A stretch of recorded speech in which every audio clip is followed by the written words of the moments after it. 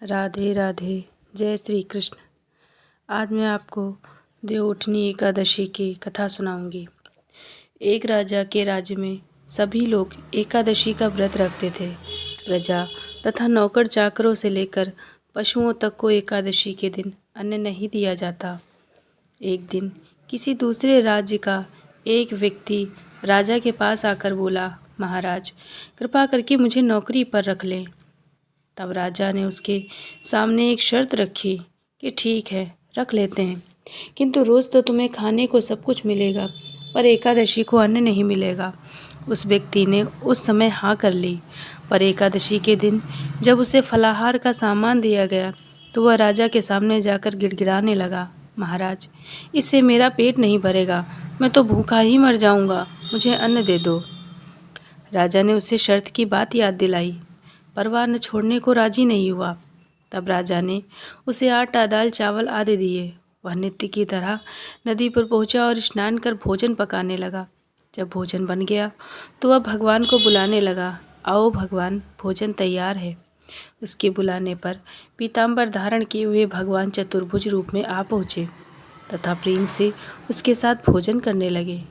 भोजनादि करके भगवान अंतर्धान हो गए और वह अपने काम पर चला गया। 15 दिन बाद अगली एकादशी को वह राजा से कहने लगा कि महाराज, मुझे दुगना सामान दीजिए, उस दिन तो मैं भूखा ही रह गया। राजा ने कारण पूछा तो उसने बताया कि हमारे साथ भगवान भी खाते हैं, इसीलिए हम दोनों के लिए सामान पूरा नहीं होता। ये सुनकर राजा को बड़ा आश्चर्य हुआ। वह बोला, मैं नहीं मान सकता कि भगवान तुम्हारे साथ खाते हैं। मैं तो इतना व्रत रखता हूँ, पूजा करता हूँ, पर भगवान ने मुझे कभी दर्शन नहीं दिए। राजा की बात सुनकर वह बोला, महाराज, यदि विश्वास न हो तो साथ चलकर देख लें। राजा एक पेड़ के पीछे छिपकर बैठ गया।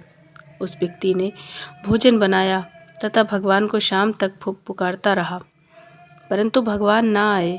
अंत में उसने कहा, हे भगवान, यदि आप नहीं आए तो मैं नदी में कूद कर प्राण त्याग दूंगा। लेकिन भगवान नहीं आए। वह प्राण त्यागने के उद्देश्य से नदी की तरफ बढ़ा। प्राण त्यागने का उसका दृढ़ इरादा जानकर शीघ्र ही भगवान ने प्रकट होकर उसे रोक लिया और साथ बैठकर भोजन करने लगे। खा पीकर वे अपने विमान में बिठाकर उसे अपने धाम ले गए।